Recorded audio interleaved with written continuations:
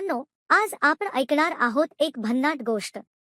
ही आहे मोहित नावाच्या मुलाची आणि त्याच्या जादुई वहीची. तर चला सुरुवात करूया. एका गावात मोहित नावाचा मुलगा राहत होता. त्याला खूप चित्र काढायला आवडायचं, पण त्याच्याकडे रंगीत पेन्सिल्स नव्हत्या. एक दिवस तो शाळेतून परत येत असताना त्याला रस्त्यात एक जुनी वही सापडली. मोहित म्हणाला, "अरे वा, किती छान वही मिळाली. ही नक्की माझीच असेल आता. यात मी रोज नवनवीन चित्र काढणार." मोहित त्या वहीत चित्र काढू लागला. पण ही साधी वही नव्हती.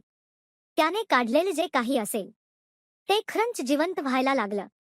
तो म्हणाला, "अरे, मी आंब्याचं झाड काढलं तर खरंच माझ्या अंगणात आंब्याचं झाड आलं. वा, आता तर मजा येणार." मोहित रोज रोज नवनवीन गोष्टी काढत होता. पक्षी, झाडं, खेळणी आणि सगळं खरं होत होतं.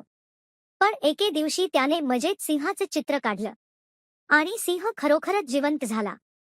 तो घाबरून म्हणाला, "अयो, हे मी काय केलं? आता सिंह मला खाईल का?" सिंह जोरात डरकाळी फोडून मोहितच्या मागे धावू लागला. मोहित घाबरला. लगेच त्याने वही उघडली आणि पुसट अक्षरात लिहिलं, "हा सिंह परत चित्रात जाऊ दे." आणि काय झालं? सिंह परत वहीत गेला. मोहित हसत म्हणाला, "हा हा, आता समजलंच मला. ही वही खूप खास आहे, पण याचा उपयोग नेहमी चांगल्या कामांसाठीच करायचा."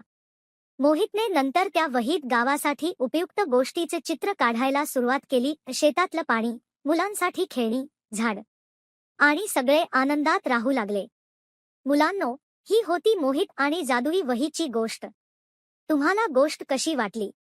मस्त वाटली असेल तर नक्की लाईक करा, शेअर करा आणि सबस्क्राईब करायला विसरू नका. पुढच्या गोष्टीत भेटूया.